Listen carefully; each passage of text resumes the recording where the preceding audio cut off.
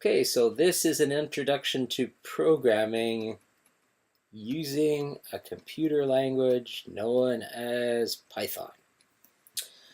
So the first thing we want to show you is how to go about getting Python. So I just Google Enthought Canopy, and there is a company known as Enthought, and they've put together a nice package of Python and all the things that you're going to need. Python's open source, and you can get it from a number of places, but I've just had a lot of success with this package, so I recommend it. So let's click on Enthought Canopy, and now it's available here as a free download, so you can just click on Get It, and it'll automatically detect, oh, here we go. So here's the free one. You could pay, I suppose, if you wanted, but certainly I've been able to do everything I need with the free one. I do have an academic license, and it's as simple as asking for it. You create an Enthought account, and having created it, I just fired off an email to them saying I would like, please, an academic version of Python, and you have to send the email with your institutional email address, and there it is right there. So for degree granting institutions, you get Canopy, you get some training if you need it, and then it was really just a simple, yeah, so I'm not really sure what you get out of it, but I asked for it. I guess you get background, you get training if you need it. So I asked for it, they gave it to me within a couple of days. It was pretty easy. So just to go back then to Canopy, so you can come here, you can just click on the free download, and then it automatically detects your operating system. So I would click here and it would just start to download, and I would run the installer that pops up in my window. For those of you who use Windows, you would just click on that tab down there. Now, a number of my students in the past had only 32-bit laptops, and you have to make sure that you download the 32-bit version for that case, because they ran into some problems with that. So click it, it'll download, run the installer, and it's generally a pretty straightforward process. So it's nice, it's free, it's everything you need, and once you've downloaded it and you create your account, just fire off an email to them requesting an academic license, and then you'll be all set to go. So once you've done that, you will get an icon like this, and you will simply open up that application. And then, hang on just a second here. Let's close this stuff up. Close it up. Okay, and what you'll get when you open it up the first time is something like this, and you'll want to just create a new file. Now up here, this is the editor, the line editor, and this is where you're actually going to type in syntax commands using your keyboard.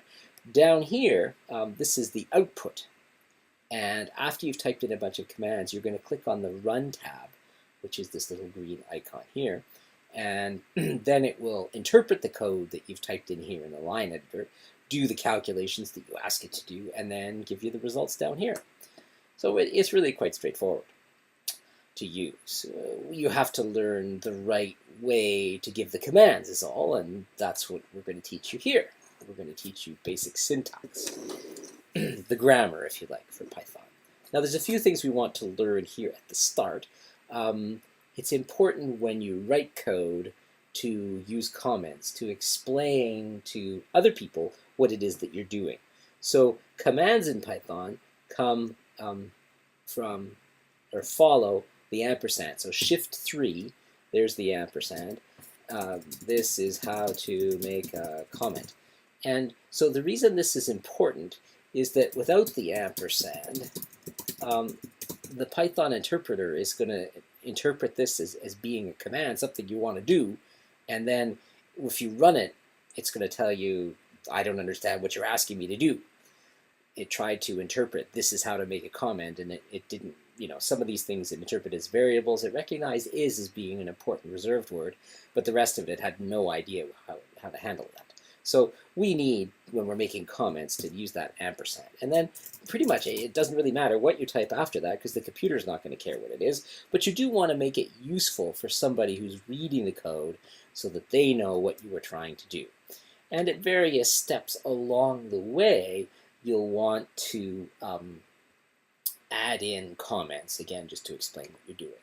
So if I open up something that I've pre-written there, so here you can say, yeah, this is like my lesson plan for you here today. First, I want to show you how to make comments, okay? And I've said that you use the ampersand symbol for that. If you just scroll down and look at the text that I've written here, you'll see that every once in a while I've made a comment just to explain to somebody who's looking at this what I'm doing and why. And so that's pretty typical of good programming. You'll see comments interspersed throughout. And it's, again, just to guide somebody who happens to be looking at it.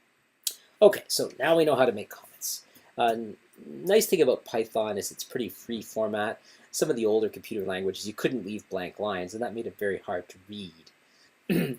With Python, you do have to start your syntax in the first column, though, so you can't just start it anywhere willy-nilly. Comments are significant, but once you've started, you're allowed to put spaces in between your words, and it's a fairly free format environment. Now, the next thing we're going to teach you about is the use of the libraries in Python, because there's a number of people who are developing various tools, and these will get gradually assembled into packages. And when you request Canopy, you're going to get a lot of these. Okay, so there are various libraries that we'll need, and one of them is Numerical Python. This has got a lot of scientific functions in it. And Numerical Python is the NumPy library.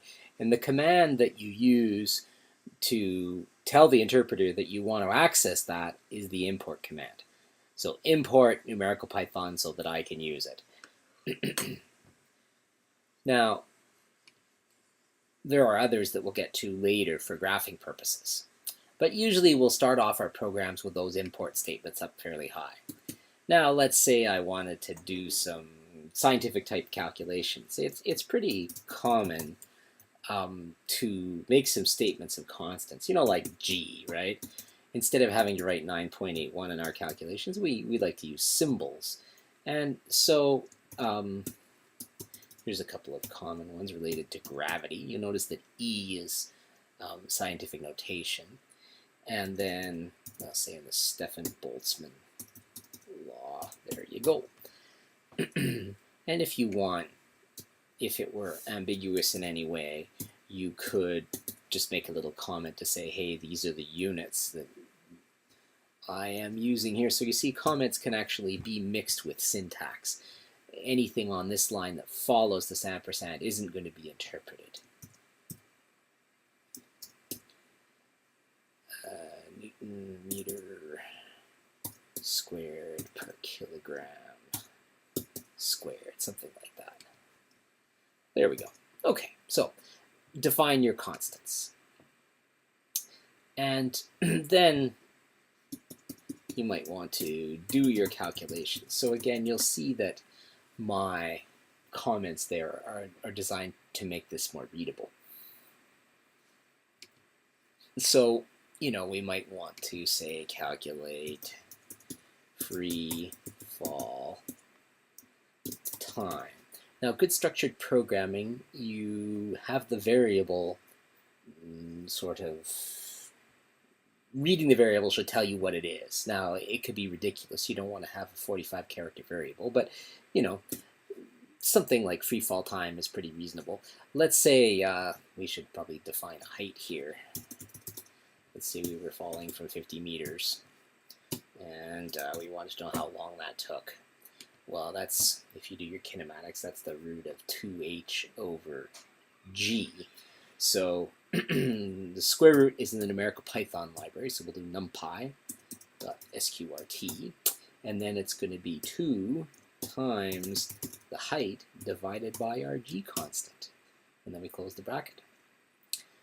And with algebra, of course, we don't need that multiplication explicitly, but with computer programming, you need to be explicit in your multiplications. And so star is for multiplication and slash is for division.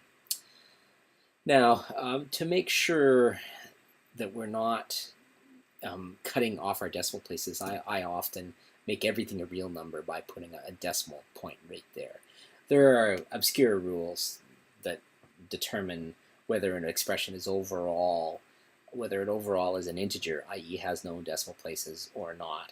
And I've never bothered to learn them. So I just make all numbers real just by putting decimal places there for them. So Python is great for doing calculations. It's great for making graphs. These are the things we're going to get it to do, right? It's great for doing a lot of meaningless, or a lot of menial calculations really quickly. That's what computers excel at. Now, having done your calculations, the next thing you're going to want to do is you're going to output your results. And that is done using a print command. So we write print, and again, we're starting in the first column, and then we're just going to tell it, okay, print this variable free fall time.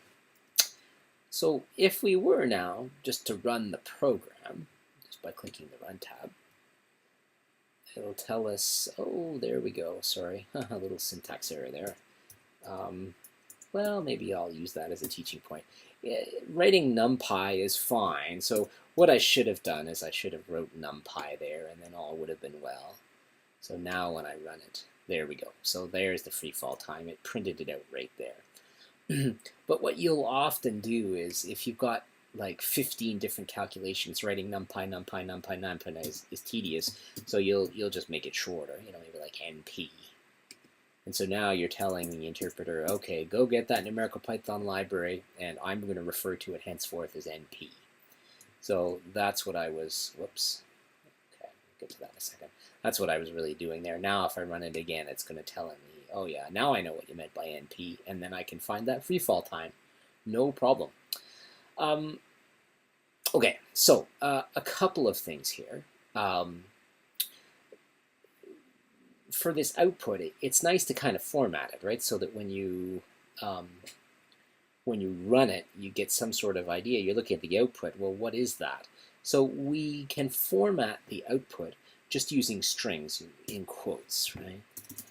So, for instance, once I open the quote, I can put in some text that the computer's just going to print out. So the time to fall distance, and then I'll put a comma. And then I'll say, so the distance I'm falling is height. So thus far, what the print command is going to do is going to say, okay, this is a string. I'm just going to print that out. I don't know what it means. It's kind of like a comment. It doesn't interpret anything that's inside these quotes. Comma, height. Oh, height, that's a variable. I know what that is. I'm going to print out the number 50.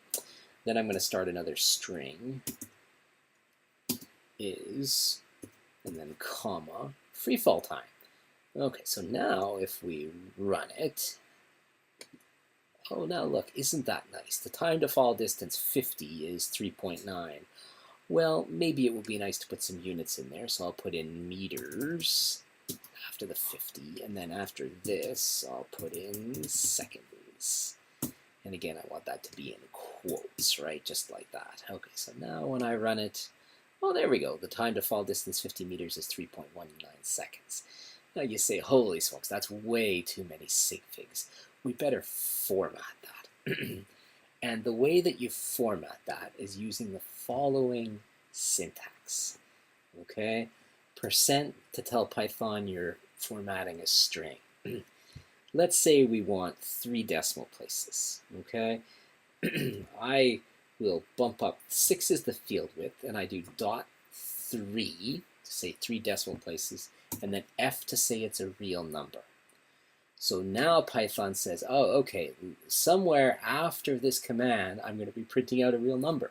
Which real number am I going to be printing out? Well, you've got to lose that comma and then put the percent in there. And now Python says, oh, okay, now I know what I'm doing. I'm printing out this variable right here.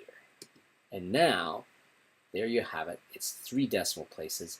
it's a field width of 6. You could say, well, really, I don't need that. I just need 4 because there's only one digit to the left of the decimal, and that will work equally well. You'll notice that the difference between 4 and 6 was that I had a little bit more spacing here, and now that spacing is gone. But there you have it. So that's how you can format your output. You could go back and do the same thing with height. So you could say, okay, so right here, I'm going to format this string, and it's going to be 4 wide, and there's going to be 2 decimal places, or maybe, yeah, 2 decimal places, and it's going to be a real number. And then what am I printing in that field? So I'll use a percent to link it. I'm printing the variable height. And now when I run that, oh, there we go. Now I've got 2 decimal places. And all is good. Okay, so those are some basic things we want to go through today.